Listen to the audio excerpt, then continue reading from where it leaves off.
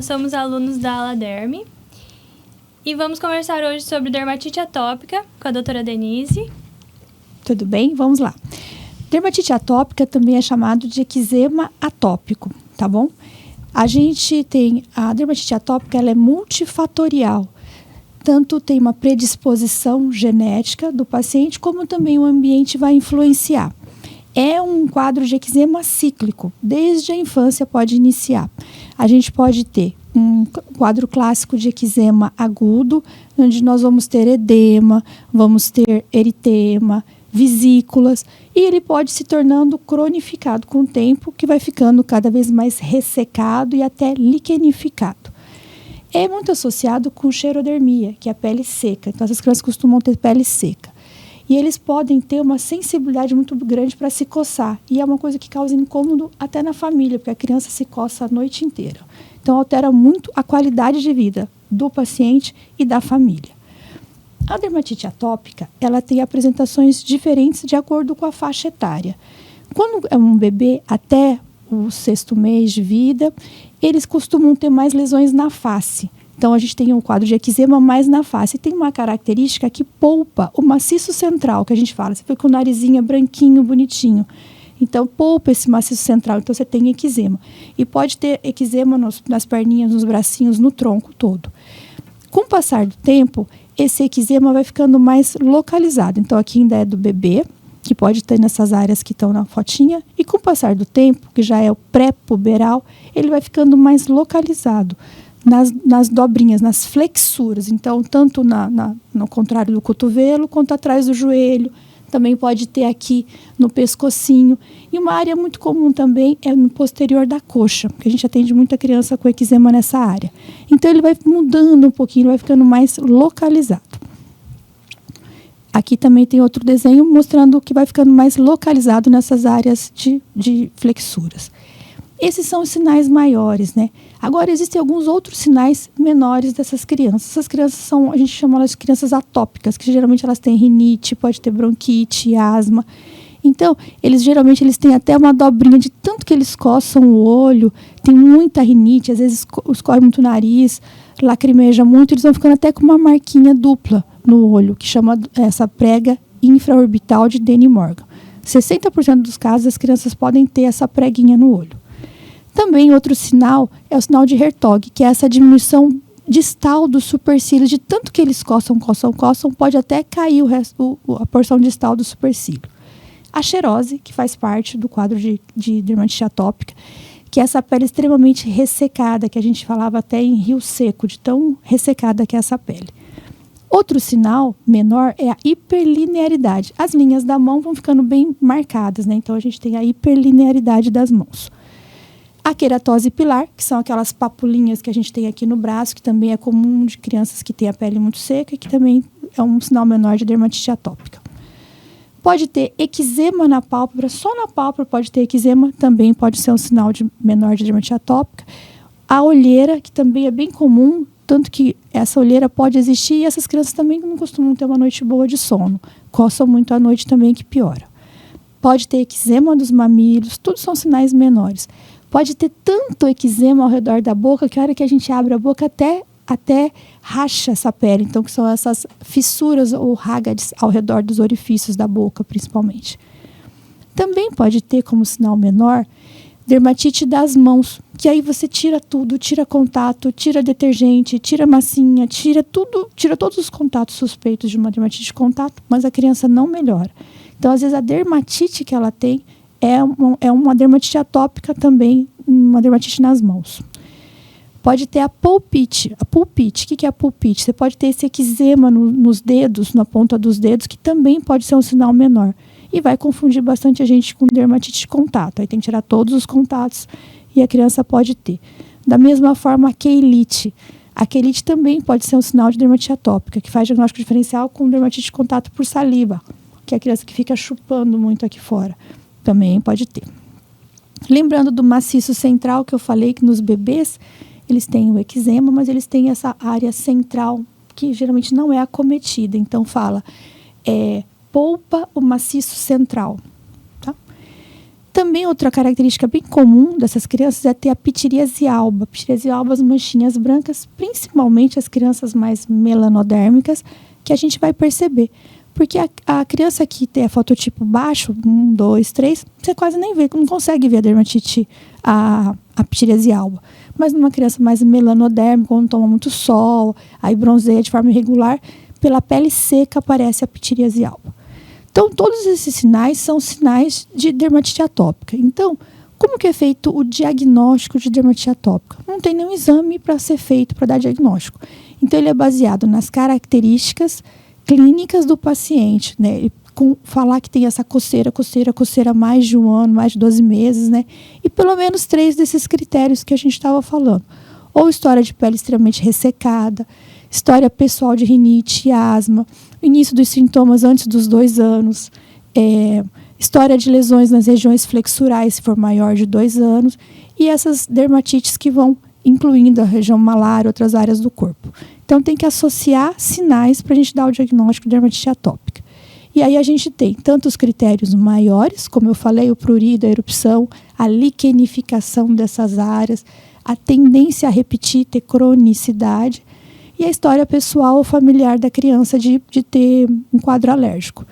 E os achados menores, como a gente já falou, que pode ser a xerose, a prega no olho, o escurecimento dos olhos, a palidez central, a pitiríase alba, a queratose, a pele ressecada, que chega até chamar ictiose, a hiperlinearidade da mão, o dermografismo branco, que é quando a gente faz uma pressão na pele, normalmente fica vermelho. Na dermatite atópica pode ficar branco. A elevação de exames de sangue seria a IgE, que é os anticorpos ligados à dermatite, que é IgE total sérica elevada. E ter essa reatividade da pele. A criança que tem dermatite atópica, ela é uma criança mais reativa. Então, foi brincar na grama, dá coceira. Tá chovendo muito, dá coceira. Tá seco, dá coceira. Então, várias coisas vão desencadeando. A criança tem uma pele mais sensível. Até aqui a gente tem o diagnóstico de dermatite. Vamos começar com as perguntas? Esse eczema, né, a dermatite atópica, ela é contagiosa? Então, se a criança com a família tá brincando com algum amiguinho, tem algum perigo desse amiguinho, dessa família pegar? Não. Dermatite atópica não é contagioso. Mesmo que a criança esteja toda acometida, nunca vai ser contagioso. É uma característica, é uma característica da criança. Então, Entendi. Depende da sensibilidade dela, depende de fatores desencadeantes, não passa, não contamina ninguém. Ok. Muitas crianças também acabam tendo alergia alimentar. Essa dermatite atópica pode estar relacionada com essa alergia alimentar das crianças? Até 5 anos, a gente tem estudos que dizem que pode ter relação com alimentação. Em cerca de 25% dos casos, a gente pode ter relação com alimentação. Mais que isso, nas crianças maiores de 5 anos, a gente já não consegue ter essa ligação importante. Até 5 anos, sim. Aí vai depender um pouquinho o que a gente vai retirar da alimentação da criança, na tentativa de melhorar a dermatite. Professora, e mais cedo você comentou sobre alguns gatilhos, como o clima, o contato com grama. Quais são outras coisas que podem causar a dermatite nas crianças? Que desencadeia, né? O clima seco, então, o tempo seco, já que essas crianças têm a pele muito seca e sensível, o clima seco, ficar passando creme com muito cheiro, com muito perfume. Então, eu peço para evitar os cremes com perfume, sempre dar preferência para cremes hidratantes neutros, sem perfume. O uso excessivo de sabão, sabonete, então a gente pede para usar sempre um que a gente chama de sabonete Sindet, que já tem menos agressivo para a pele, hidratar bem a pele, evitar perfume, evitar na roupa, colocar perfume de roupa, comfort na roupa. Que mais? Pode ter um fator emocional? Pode ter associado? fator emocional relacionado, sim. Ok. Que mais de fatores que a gente pode ter? Infecções de pele, podemos ter. Então, a criança que tem dermatite atópica, ela tem muito mais infecção de pele do que uma outra criança que não tenha. E a infecção de pele desencadeia a piora da dermatite também. Certo. Mais cedo você comentou nos slides a questão do prurido, né? Que é um dos principais sintomas aí da dermatite atópica. Quando essa criança coça muito, né? Principalmente por ser criança, pode deixar uma cicatriz permanente? Pode. Normalmente, se a gente começa a tratar, melhora bastante essas crianças. Vocês vão ver que hoje em dia o tratamento melhorou muito, evoluiu muito. Mas se a criança coça, tem uma infecção secundária, isso vira uma úlcera, machuca, vai escoriando, vai liquenificando, pode até deixar marcas na pele. E é comum também as crianças que tiveram muita dermatite atópica depois ficar com hipocromia na pele, né? Ficar toda com a pele manchada. Pode também acontecer. Bebês e crianças são os mais afetados, mas pode persistir até a idade adulta? Pode. A gente tem mais, né, na criança pré-puberal, que é bem característico nas dobrinhas, mas pode persistir no adulto. A gente sempre fala para a mãe que, olha, a tendência é melhorar depois dos 6 anos, 10 anos, e é verdade. Mas tem algumas crianças que persistem. E o que a gente tem visto hoje em dia são adultos com dermatite atópica e agora até idosos com dermatite atópica, que vai contra tudo o que a gente aprendeu. Então, hoje em dia, a dermatite atópica está sendo mais estudada e está abrindo um leque hoje em dia de observar a dermatite atópica até em adultos. Vamos continuar o slide? Vou falar para vocês um pouquinho de gravidade. A gente tem hoje em dia, já tem há muitos anos, na verdade, que é o SCORAD. O SCORAD é muito usado na consulta para a gente avaliar a gravidade.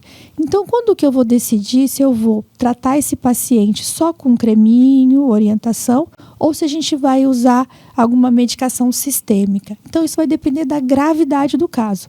Se a gente pega uma criança nas dobrinhas bem localizado, só da gente orientar hidratação da pele, cuidado, evitar infecção, evitar mudanças bruscas de temperatura, então não ficar brincou na rua, pode brincar? Claro que pode, mas vai lá, brinca, chega em casa, toma um banho, abaixa a temperatura, porque se ficar com muito suor, vai começar a coçar só pelo suor. Então, a gente aprende várias coisas. Cuidar dessa criança, hidratar muito a pele dela. Tudo isso melhora e ajuda muito no tratamento. Só que se for um caso grave, ou porque eu já tentei tudo isso e não está resolvendo, então a gente tem esse SCORAD que ele vai avaliar pela proporção do corpo. Então, qual a área, né? Então, se está acometendo braços, eu vou somar a extensão de acometimento. Se está acometendo face, pernas, tronco. E eu vou ver também a intensidade desse eczema. Se é só vermelhinho, eu vou colocar uma pontuação. Se ele já tem vesículas, crostas, se já está ficando liquenificado, já é outra pontuação. Então, quando eu junto todo o SCORAD, a gente vai determinar se é um caso leve, menos de 25 pontos, moderado, 25 a 50, ou se já é um caso grave, de 50. Então, baseado no SCORAD, a gente consegue ter uma comunicação. Olha, esse paciente é grave, então tem indicação de iniciar uma medicação sistêmica. Aí, às vezes, a gente tem que começar. Já falei sobre educar muito os pais, então a consulta com os pais, ela é muito importante. A gente tem que sentar e realmente conversar e convencer os pais do tratamento, do cuidado com essa criança. Que tem que hidratar a pele. Eu falo sempre assim, tem que hidratar 5 vezes ao dia. Ninguém vai fazer isso, mas pelo menos vai ficar com dor de consciência. Aí ele vai hidratar pelo menos 2, né? Mas vai ter dor de consciência. Então, tem que saber que tem que hidratar a pele. Evitar os desencadeantes, que a gente já falou, coisas que podem desencadear. E usar corretamente medicações que às vezes a gente usa em crise, que às vezes é corticoide ou algum imunomodulador. Então, o tratamento de primeira linha para a criança é hidratação. Hidratar para tentar recuperar essa barreira que está quebrada. Para tentar diminuir o número de crises, melhorar o ressecamento, o prurido, né? Então, no mínimo 2 vezes ao dia. E logo depois do banho. Então, saiu do banho, já tem que hidratar, que é a hora que a pele está mais receptiva para a hidratação. E evitar os fatores desencadeantes, como a gente já falou. Evitar banho quente, banho prolongado, uso excessivo de sabonete, hidratantes inadequados, cheio de perfume, cheio de cheiro. Evitar muito ar-condicionado, porque também resseca a pele. Poluição, baixa umidade do ar, na medida do possível. Fricção, então roupas sintéticas que fazem muita abrasão na pele. Estresse, produtos químicos. Então, qual que é o ideal? O ideal é a gente dar banho mais morno, para não ser um banho tão quente que resseca muito a pele. Usar sabonetes líquidos com pH mais neutro. Absolutamente não usar bucha nunca, porque a bucha já tira mais a proteção da pele. Banho rápido, de preferência dar banho mais de água e só usar um pouquinho de sabonete nas partes mais importantes. E usar hidratante nos primeiros minutos após o banho, que é a hora que hidrata mais a pele. Só isso já diminui muito, muito o controle do prurido, tá? E a medicação de primeira linha, sempre a gente vai usar um pouco de corticoide para tirar da crise. Quando é áreas pequenas, eu tirei da crise, a gente já muda para algum imunomodulador poupador de corticoide.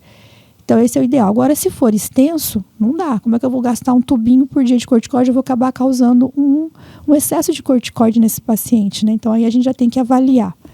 Aqui, só para chamar a atenção, que tem um estudo que fala que 82% dos pacientes vão melhorar o prurido com hidratação.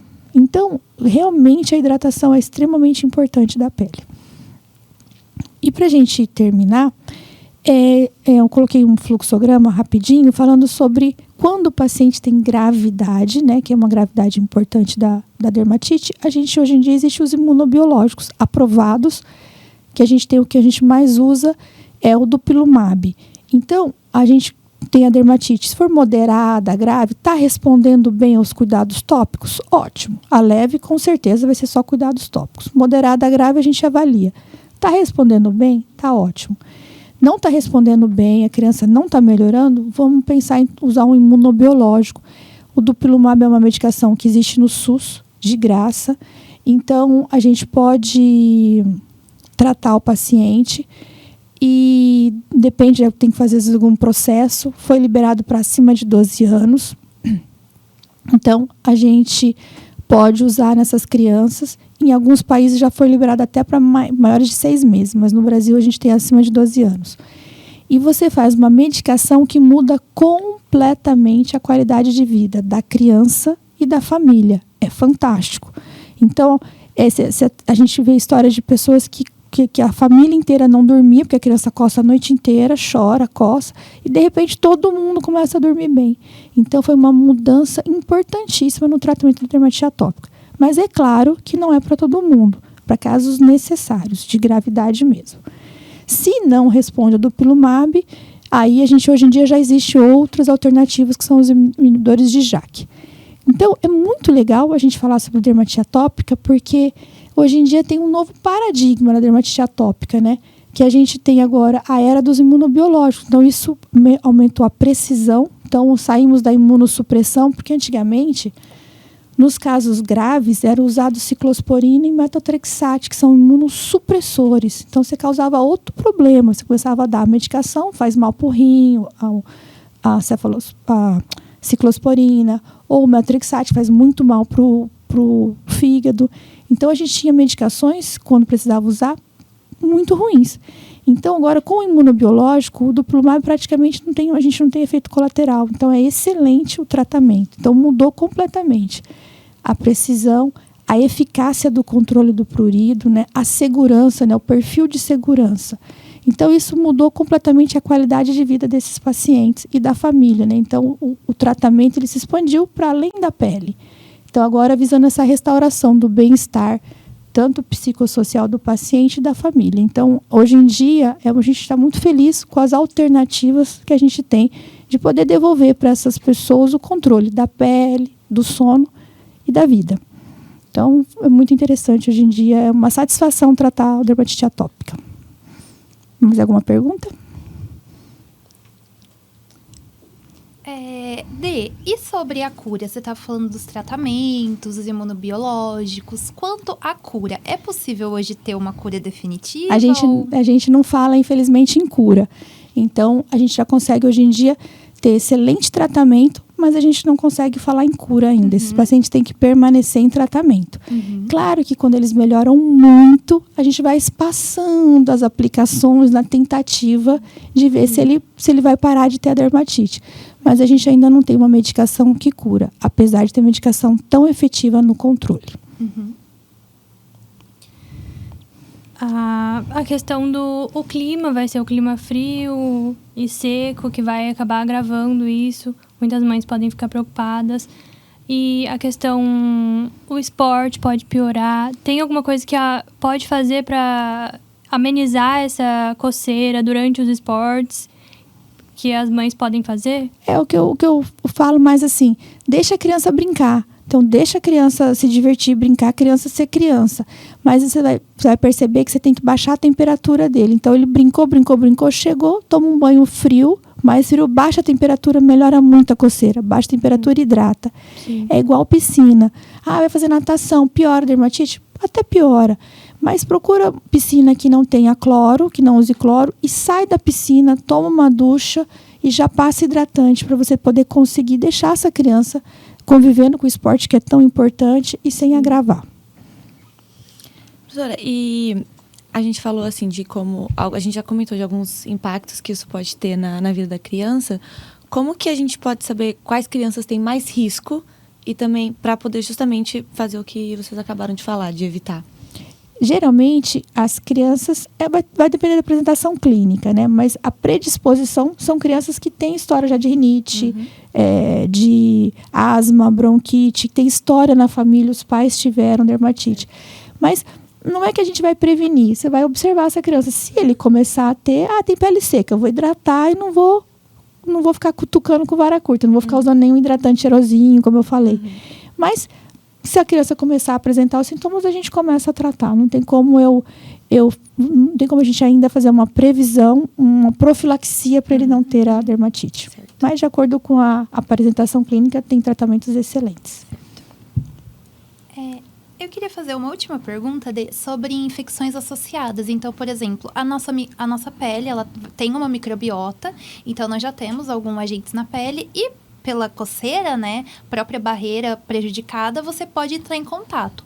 Como funcionaria você tá no tratamento, por exemplo, de uma criança com dermatite atópica associada, de repente, a alguma infecção? É mais raro? Não necessariamente? É mais comum infecção de pele, porque eles já têm a quebra da barreira. Sim. Como já tem a coceira, já quebrou a primeira barreira, as próprias bactérias da pele, Staphylo, aureus, Streptococcus, já vivem na pele da gente, vão causar uma piodermite, uma infecção de pele. Então, essas crianças têm mais infecção de pele, mas a gente vai tratar da mesma forma e vai recuperar. Eles vão ter uma piora da dermatite por causa da infecção. Sempre tem uma piora, mas a gente trata também e vai muito bem. Outra coisa que pode acontecer, que eu até discuti hoje com os alunos, a gente pode ter um herpes. E quando você tem dermatite atópica, você pode ter um eczema herpético, você pode ter uma disseminação do vírus herpes simples. Tá? Então, depende. Você pega um bebê desses que tem esse eczema no corpo todo, na face, no corpo todo. Se ele tiver, por exemplo, uma prima infecção herpética, ele pode ter um eczema herpético. Então, é um quadro mais grave. Então, essas crianças estão mais sensíveis a ter infecções de pele. Mas, tratou, acabou também. Bom, então eu gostaria de agradecer a doutora Denise por tirar todas as nossas dúvidas e por essa aula maravilhosa. Muito obrigada pela presença de todas também. Obrigada. Obrigada. Até a próxima. Até a próxima.